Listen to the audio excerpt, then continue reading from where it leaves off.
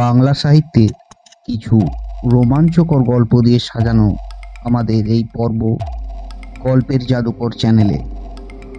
আজকের গল্প অন্ধকার, শরদিন্দু বন্দ্যোপাধ্যায়ের অলৌকিক কাহিনী সমগ্র বই থেকে নেওয়া গল্প অন্ধকার। শুরু হচ্ছে আজকের গল্প অন্ধকার।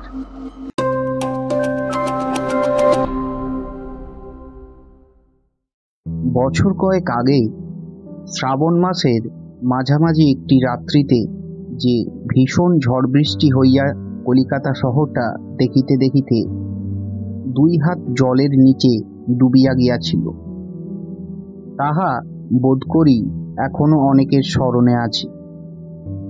অবশ্য কলিকাতার জলনিকাশের যেরূপ সুব্যবস্থা, তাহাতে শহরের কোনো কোনো অংশে আধ ঘন্টা বৃষ্টি হইবার পরই 1 হাঁটু জল জমিয়ে যাওয়া কিছু নতুন নয়।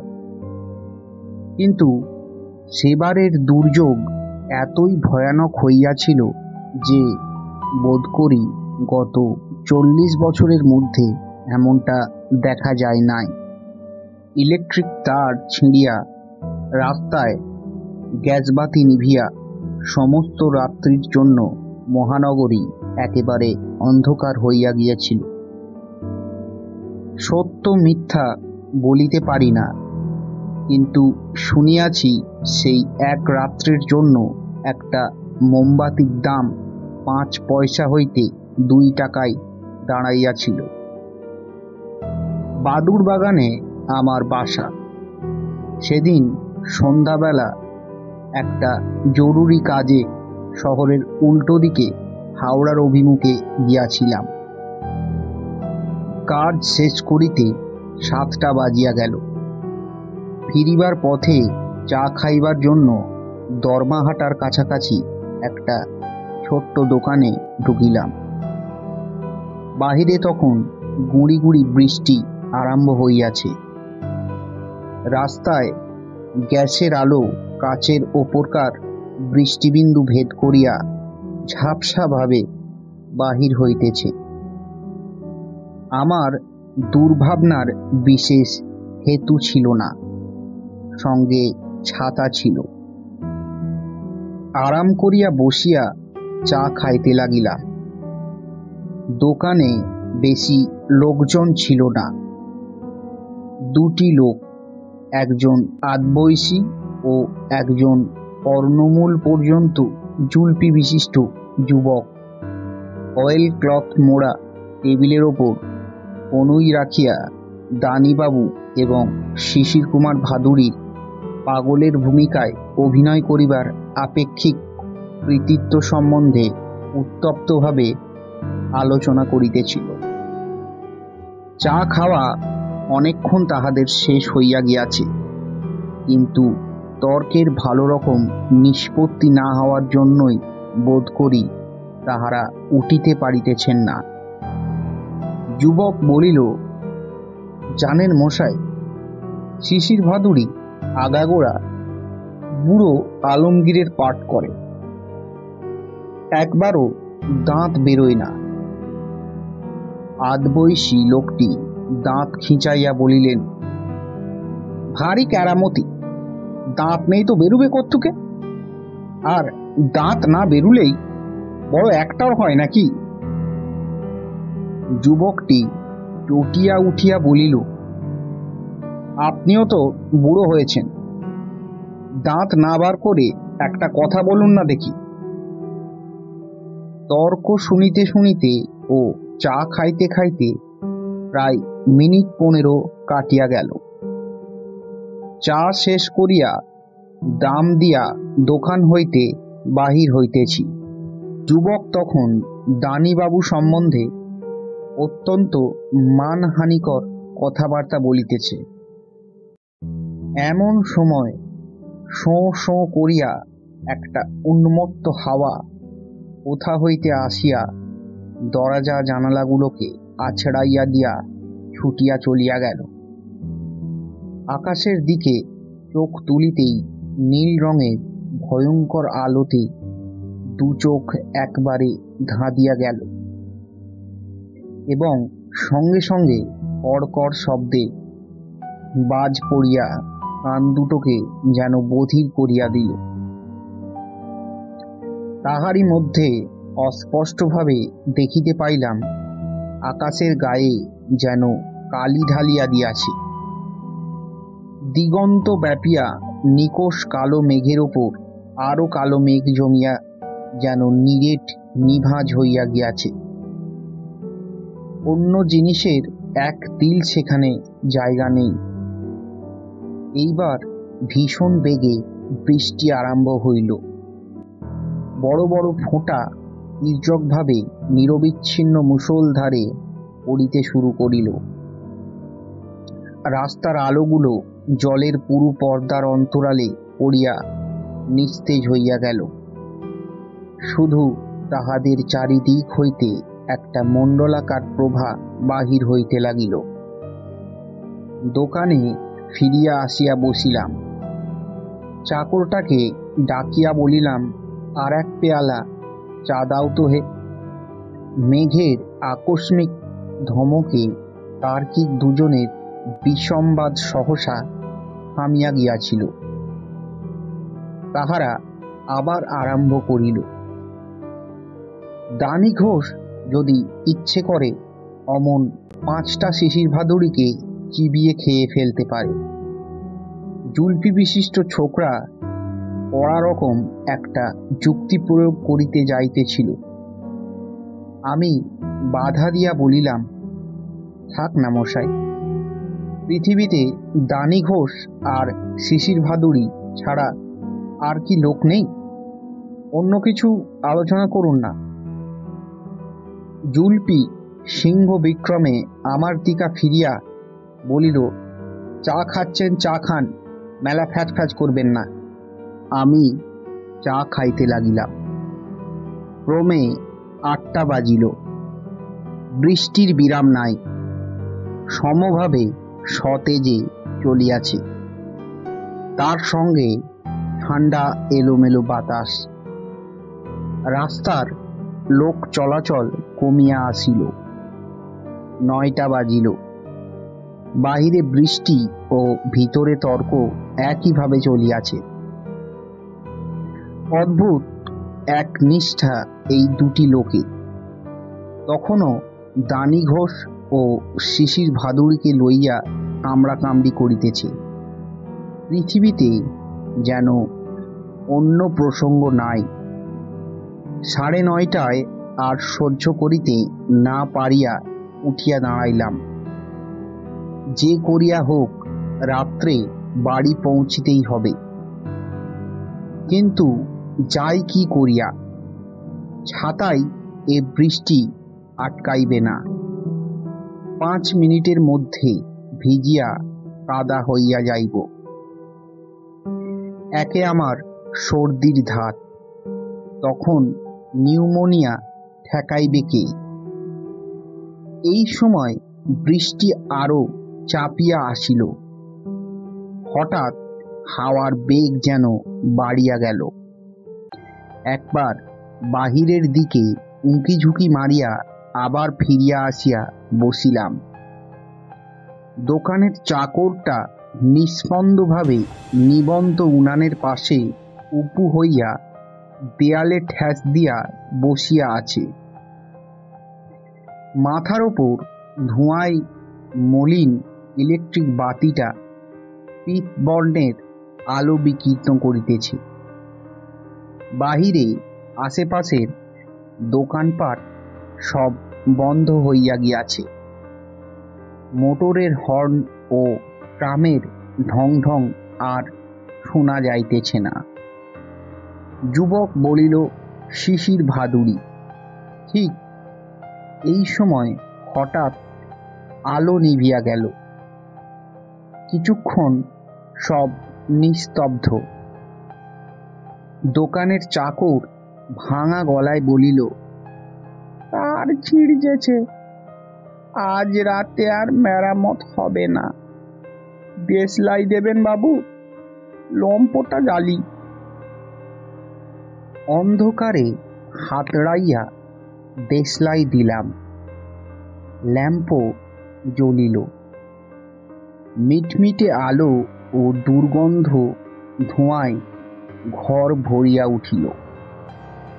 প্রৌঢ় ভদ্রলোক এতক্ষণে প্রথম অন্য কথা কহিলেন। বলিলেন, নীলমণি, কেটলিটা আর একবার চড়াও, আর এক পেয়ালা চা হোক। জুলপিধারী যুবক তীব্রভাবে আমার দিকে একবার তাকাইয়া গর্বিত স্বরে জিজ্ঞাসা করিল, সিগারেট আছে? আমি পকেট হইতে সিগারেট কেসটা বাহির করিয়া দিলাম। গোটা কয়েক সিগারেট বাহির করিয়া লইয়া যুবক কেসটা তাচ্ছিল্যভাবে আমায় ঢেলিয়া দিল।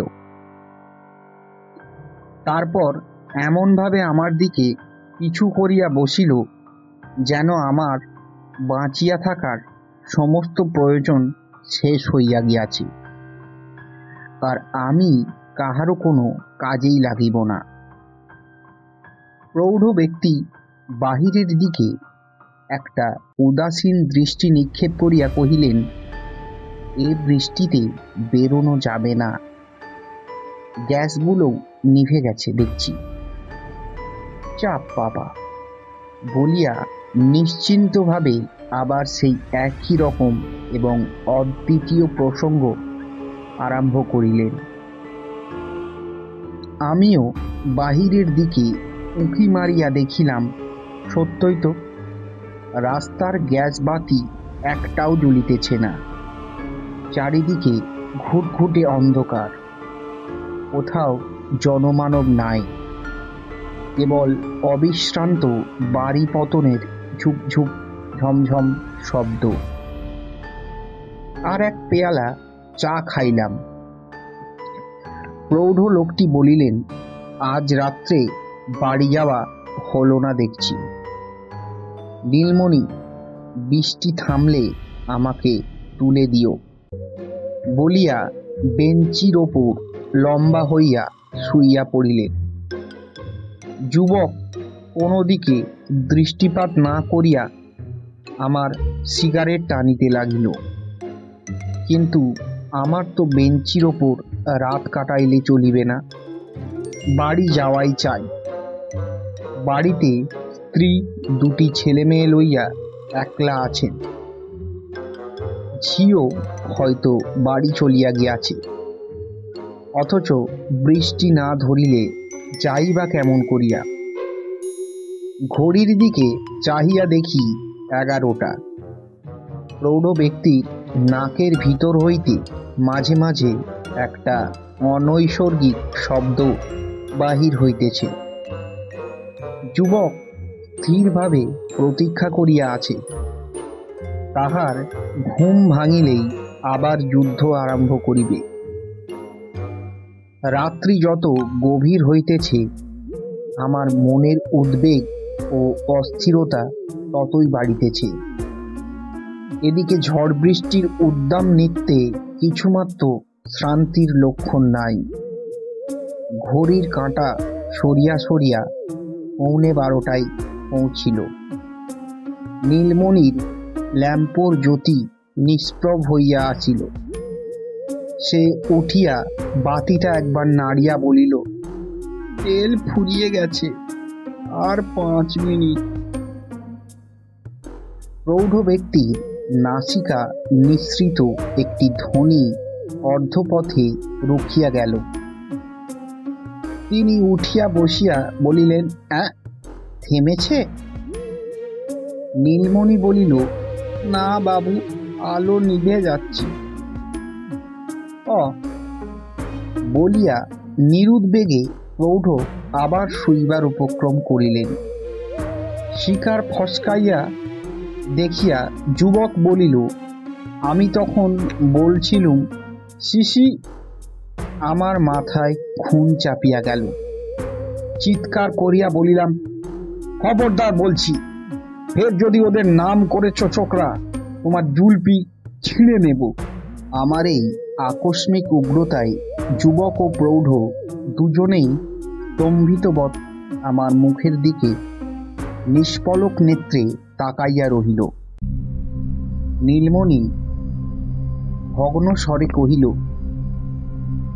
বৃষ্টি ধরে আসছে বাবু, এই বেলা বেরিয়ে পড়ুন, আমি দোকান বন্ধ করি। সাগ্রহে বাহিরের দিকে গলা বাড়াইয়া দেখি, সত্যি বৃষ্টির বেগ প্রায় অর্ধেক কমিয়া গিয়াছে। ঝড়ও যেন থামিয়াছে। একাধিক ক্রমে 5 ঘণ্টা দাপাদাপি করিয়া বুঝি তাহারা অবসন্ন হইয়া আসিতেছে। ছাতাটা তুলিয়া লইয়া উঠিয়া পড়িলাম। আর দেরি নয়, যাইতে হয়তো এই সময়। পশ্চাৎ হইতে যুবকের কণ্ঠস্বর আসিল, মশাই, দেশলাইয়ের গোটা কয়েক কাঠি দেবেন কি? রাগে সর্বাঙ্গ জ্বলিয়া গেল। এই সময় পিছু ডাক। পকেট হইতে দেশলাইয়ের বাক্সটা বাহির করিয়া টেবিলের ওপর ছুঁড়িয়া ফেলিয়া দিয়া বাহির হইয়া পড়িলাম। ল্যাম্প দপদপ করিয়া 2 বার খাবি খাইয়া নিভিয়া গেল। কি অন্ধকার! একটা প্রকাণ্ড শহর বর্ষার রাত্রিকালে সহসা আলোকহীন হইয়া গেলে যে কিরূপ ভয়ানক অন্ধকার হয় তাহা কল্পনা করা দুঃসাধ্য। খুব শক্ত করিয়া চোখ বাঁধিয়া দিলে কিংবা অন্ধ করিয়া দিলেও বোধ করি এর চেয়ে বেশি অন্ধকার হয় না। নিষ্পলক চক্ষু দুটা কোথাও আশ্রয় না পাইয়া বিস্ফারিত হইয়া থাকে এবং অন্য ইন্দ্রিয়াগুলো অতিশয় তীক্ষ্ণ ও সতর্ক হইয়া ওঠে।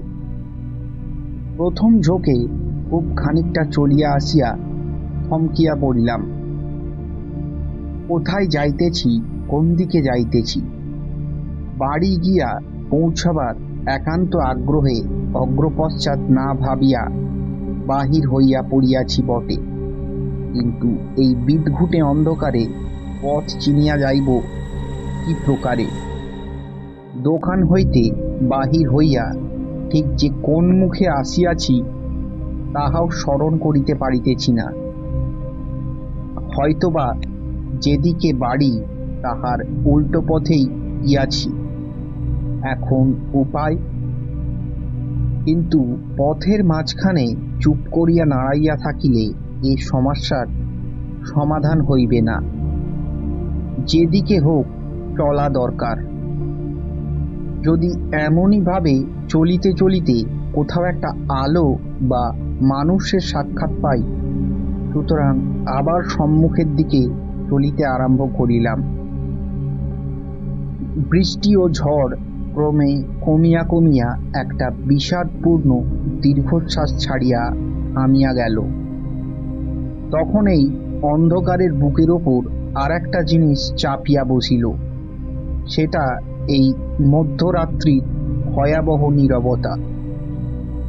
এতক্ষণ বৃষ্টির ছপ ছপ শব্দ ও বাতাসের গোঙানিতে যাহা চাপা ছিল, এখন তাহা উলঙ্গ মূর্তি ধরিয়া দেখা দিল। পৃথিবীর সব মানুষ যেন মরিয়া গিয়াছে, শুধু আমি একা বাঁচিয়া আছি। বিশ্বব্রহ্মাণ্ডের মধ্যে আমি একা, একেবারে নিঃসঙ্গ। দিক বেদিক জ্ঞান শূন্য হইয়া ছুটিয়া চলিলাম। মনের গূঢ়তম প্রদেশে বোধ করি এই আকাঙ্ক্ষাটাই দুনির্বার হইয়া উঠিয়াছিল যে মানুষ চাই, সঙ্গী চাই, কোনো প্রকারে এই দুঃসহ নিঃসঙ্গতার হাত হইতে পরিত্রাণ পাওয়া দরকার। কিন্তু বেশি দূর যাইতে হলো না। খানিক দূর গিয়াই প্রচণ্ড একটা হোঁচট লাগিয়া হুমড়ি খাইয়া একেবারে 1 কোমর জলের মধ্যে পড়িয়া গেলাম। ছাতাটা হাত হইতে কোথায় ছিটকাইয়া পড়িল। হাঁচড় পাঁচড় করিয়া উঠিয়া দাঁড়াইতে দেখিলাম, না, 1 কোমর নয়, তবে জল 1 হাঁটু বটে।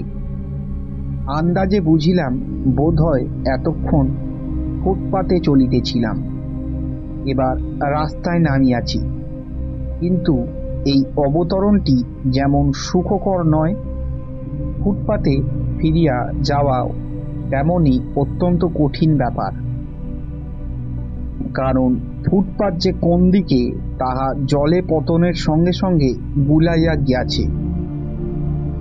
5 ঘণ্টা ক্রমান্বয়ে বৃষ্টি হইবার পর যে রাস্তায় জল জমিতে পারে, এই সম্ভাবনাটা তখনো পর্যন্ত মাথায় আসে নাই। কিন্তু ভগবান যখন চোখে আঙুল দিয়া দেখাইয়া দিলেন, তখন দুশ্চিন্তা হইল। না জানি কোথায় অথই গভীর জল আমার জন্য অপেক্ষা করিয়া আছে। হয়তো 1 পা অগ্রসর হইলেই হুস করিয়া ডুবিয়া যাইব। 1 হাঁটু জলের মধ্যে 1 পা করিয়া সাবধানে অগ্রগামী হইতে লাগিলাম। বুক ফাটিয়া কান্না আসিতে লাগিল। হায় ভগবান, এ আমার কি দুর্দশা করিলে! কেন মরিতে আজ ঘরের বাহির হইয়াছিলাম? যদি বাহির হইয়াই ছিলাম, তবে চায়ের দোকানে রাত্রিটা কাটাইয়া দিলাম না কেন? কিন্তু পশ্চাত্তাপে কোনো ফল হইবে না। আমি মাথা ঠান্ডা করিয়া একটু ভাবিতে চেষ্টা করিলাম, এরূপ ক্ষেত্রে কি করা উচিত। প্রথমত, কোনো রকমে ফুটপাথে ওঠা চাই। মাঝ রাস্তায় জলের মধ্যে দিয়ে 10 ক্রোশ পথ হাঁটিয়া গেলেও কোনো একটা লক্ষ্যে পৌঁছানো যাইবে না। ফুটপাথে উঠিতে পারিলে কোনো একটা বাড়ির দরজায় ধাক্কা দিয়া লোক জাগাইয়া রাত্রির মতো আশ্রয় পাওয়া যাইতে পারে, কিংবা অন্য কোনো ব্যবস্থা করা সম্ভব। মোট কথা, যে উপায়ে হোক নরলোকের সহিত সম্বন্ধ স্থাপন করা দরকার। এই অন্ধকার সমুদ্রের মধ্যে বেশি নয়, আপাতত একটা মানুষের দেখা পাইলেও যে সাক্ষাৎ চাঁদ হাতে পাইব, তাহাতে আর সন্দেহ রহিল না। শামুকের মতো হাঁটিয়া হাঁটিয়া কিন্তু কোনো দিকেই এমন একটা বিশিষ্ট কিছু ধরিতে পারিলাম না, যেখান হইতে আমার যাত্রাটাকে সুনিশ্চিত করিতে পারি। 1 হাঁটু জল কখনো কমিয়া আধ হাঁটুতে নামিতেছে, কখনো উরু পর্যন্ত পৌঁছিতেছে। এছাড়া দিগদর্শন করিবার কিংবা আবার যাত্রা নিয়ন্ত্রিত করিবার আর কোনো ইন্দ্রিয়গ্রাহ্য চিহ্নই নাই। সৃষ্টির প্রথম জীব বোধ করি এমনই অন্ধভাবে প্রলয়পয়োধীর অতল তলের মহাস্তব্ধতার মধ্যে অদৃষ্ট পরিচালিত হইয়া হাঁটিয়া বেড়াইত। এবং আবার মহাপ্রলয়ের দিন যখন সূর্যচন্দ্রের আলো নিভিয়া যাইবে, তখন সৃষ্টির শেষ জীব এমনই নিরুপায় দিশাহারা হইয়া ঘুরিয়া বেড়াইবে। এইভাবে কতক্ষণ চলিয়াছিলাম বলিতে পারি না। সময়ের ধারণাও এই ঘোর নীরবতার মধ্যে ডুবিয়া গিয়াছিল। হঠাৎ পায়ের আঙুলে একটা শক্ত বস্তু ঠেকিল। অনুভবে সিঁড়ির ধাপের মতো বোধ হইল। তাহার ওপর উঠিয়া 2-4 পা এদিক ওদিক ঘুরিবার পর বুঝিলাম এতক্ষণে আমার সেই ঈপ্সিত ফুটপাতে পৌঁছিয়াছি। যাক, তবু তো কিছু পাইয়াছি। 2 হাত বাড়াইয়া হাতড়াইতে হাতড়াইতে কিছুক্ষণ চলিলাম। একটা ভিজা দেয়ালে হাত ঠেকিল। তখন সেই দেয়াল ধরিয়া চলিতে আরম্ভ করিলাম। কিছুকাল এইভাবে যাইবার পর কাঠের দরজায় হাত পড়িল। সশব্দে একটা নিঃশ্বাস ফেলিলাম। এতক্ষণ বুঝি দুঃখ সাগরের ফুল মিলিল। দরজায় সজোরে ধাক্কা দিলাম। তারপর চিৎকার করিয়া ডাকিতে লাগিলাম, কে আছো? দোর খোলো মশাই, দয়া করে একটিবার দোর খুলুন। ওহে, কেউ শুনতে পাচ্ছ? একবার দরজাটি খুলিবে? কিন্তু কোথায় কে? দরজা যেমন বন্ধ ছিল তেমনই বন্ধ রহিল। বাড়ির ভিতর হইতে কোনো জবাব আসিল না। শুধু আমার আগ্রহ ব্যাকুল কণ্ঠস্বর কোথাও আশ্রয় না পাইয়া একটা নিঃসঙ্গ প্রেতজনির মতো এই বিরাট নিস্তব্ধতার মধ্যে গুমরিয়া কাঁদিয়া বেড়াইতে লাগিল। পূর্ববৎ দেয়াল ধরিয়া আবার আর একটা দরজার সম্মুখে উপস্থিত হইয়া ঠেলাঠেলি হাঁকাহাঁকি করিলাম, কিন্তু কোনোই ফল হইল না। দরজা খুলিল না, এমনকি দরজার অন্তরালে কোথাও যে লোক আছে তাহারও চিহ্ন পর্যন্ত পাওয়া গেল না।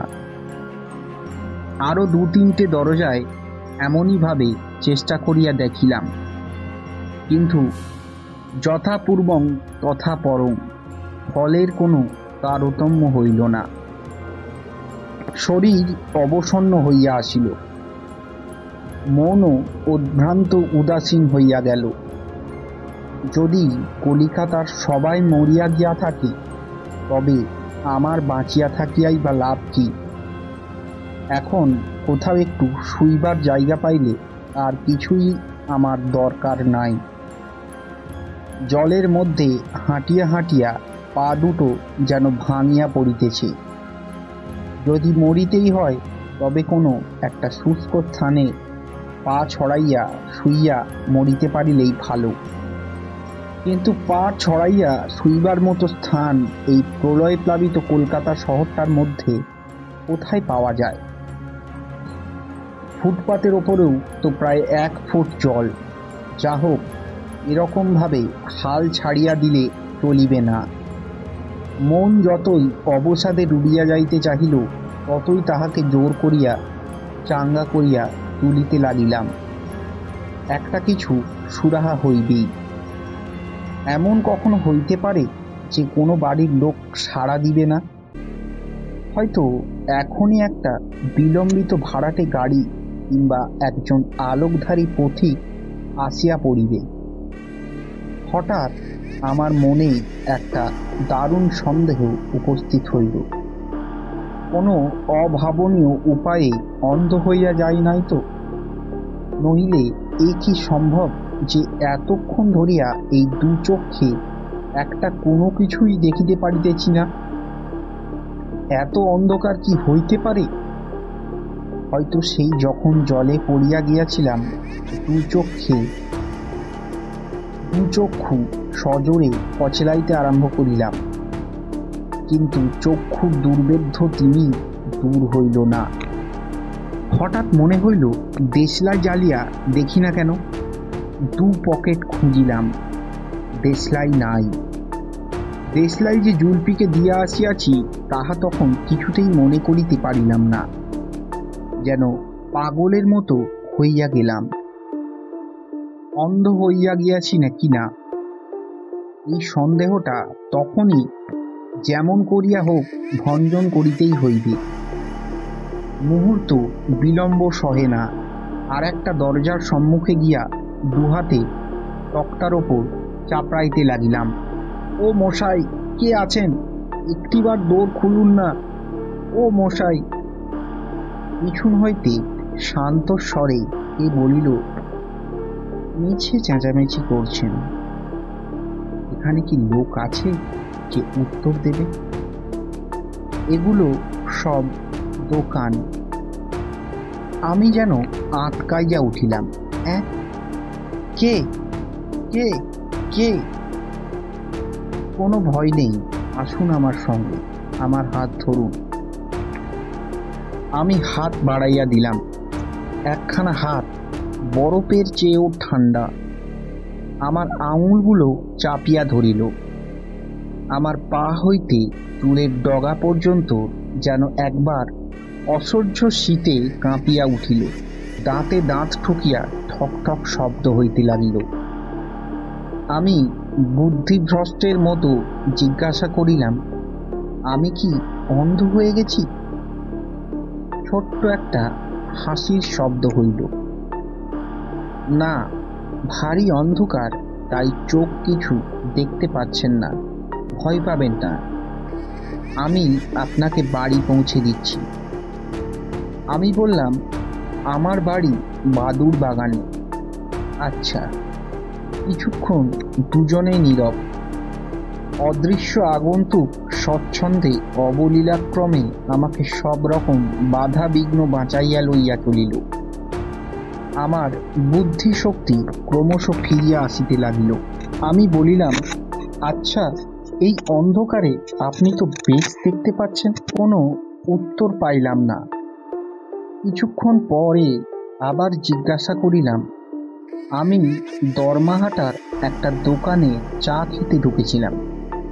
সেখান থেকে বেরিয়ে কোথায় এসে পড়েছিলাম বলতে পারেন?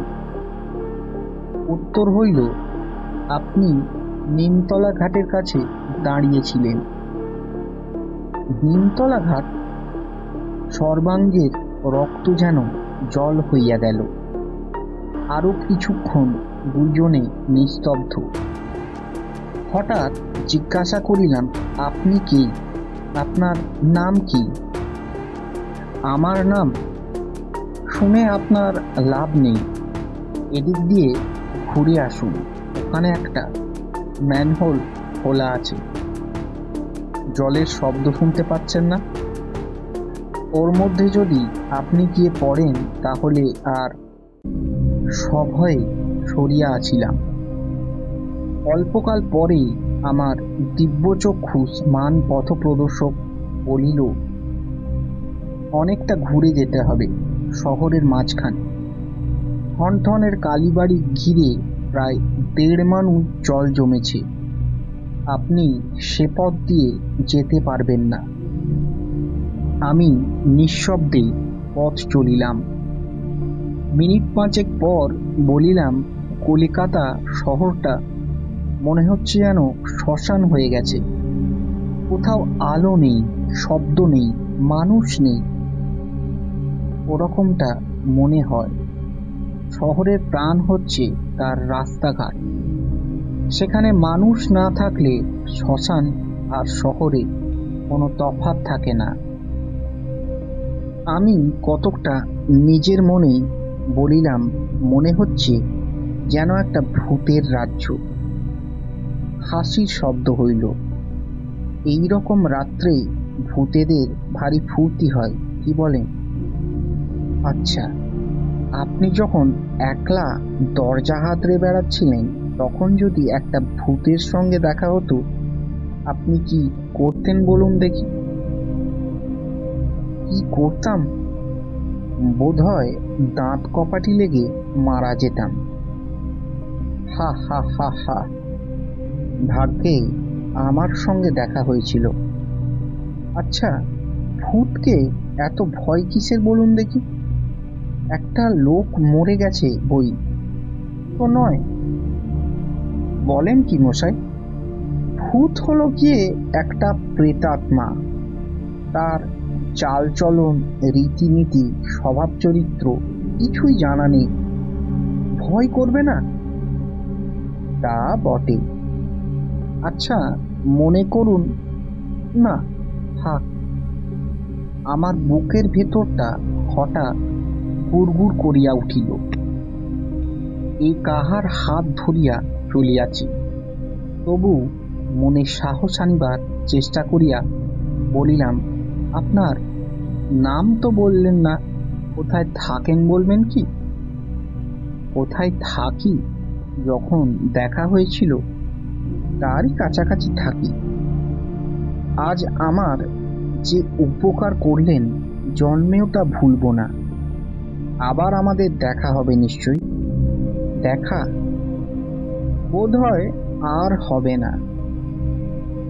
তবে যদি আবার কখনো এমন বিপদে পড়েন হয়তো। আচ্ছা, আপনি কি করেন? কোনো কাজকর্ম করেন নিশ্চয়ই? তাও কি বলতে দোষ আছে? আমি কিছুই করি না, এমনি ঘুরে বেড়াই, বেকার। খানিকক্ষণ আবার চুপচাপ। আপনার স্ত্রী, ছেলে মেয়ে সব ভালো আছে, কোনো ভাবনা নেই। আমি চমকাইয়া উঠিলাম। আপনি আমার মনের কথা জানলেন কি করে? আবার হাসির শব্দ হইল। এরকম অবস্থায় পড়লে মানুষের মন স্বভাবত কি চিন্তা আছে তা আন্দাজ করা কি খুব শক্ত? না, তা বটে, কিন্তু কিন্তু আমার স্ত্রী ছেলে মেয়ে আছে, আপনি জানলেন কি করে? ওটাও আন্দাজ। দীর্ঘ নীরবতা। এ কে? কোন জগতের অধিবাসী? আমি মরিয়া হইয়া আরম্ভ করিলাম, দেখুন, ও কথা জিজ্ঞাসা করিবেন না। আমার সর্বাঙ্গ থরথর করিয়া কাঁপিতে লাগিল। হাত ছাড়াইবার চেষ্টা করিয়া বলিলাম, আমায় ছেড়ে দিন। আমি গলা দিয়া আর আওয়াজ বাহির হইল না। ভয় পাবেন না, এতক্ষণ যখন এসেছেন তখন আরো খানিকটা আসুন, আপনার বাড়ি প্রায় এসে পড়েছে। পায়ে পায়ে জড়াইয়া যাইতে লাগিল।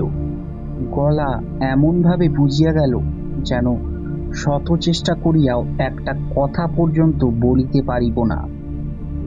বরফের মতো হাতখানা আমাকে টানিয়া লইয়া চলিল। সহসা শেষ রাত্রের ঠান্ডা বাতাস গায়ে লাগিল। সে দাঁড়াইল, আমার হাত ছাড়িয়া দিল। এইবার আপনি একলাই যেতে পারবেন।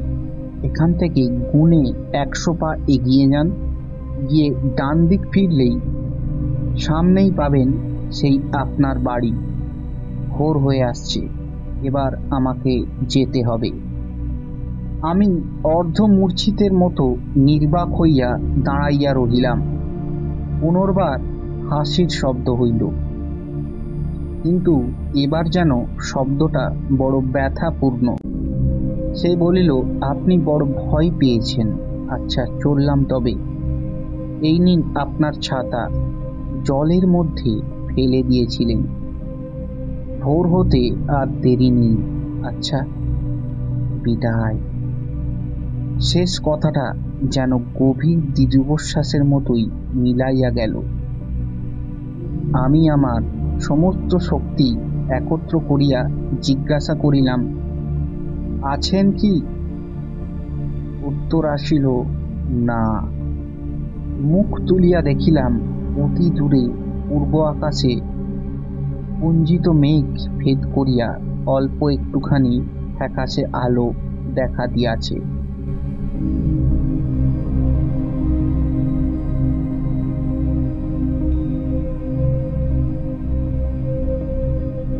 Thanks for watching the video. For more updates, please subscribe to our channel and press the bell icon.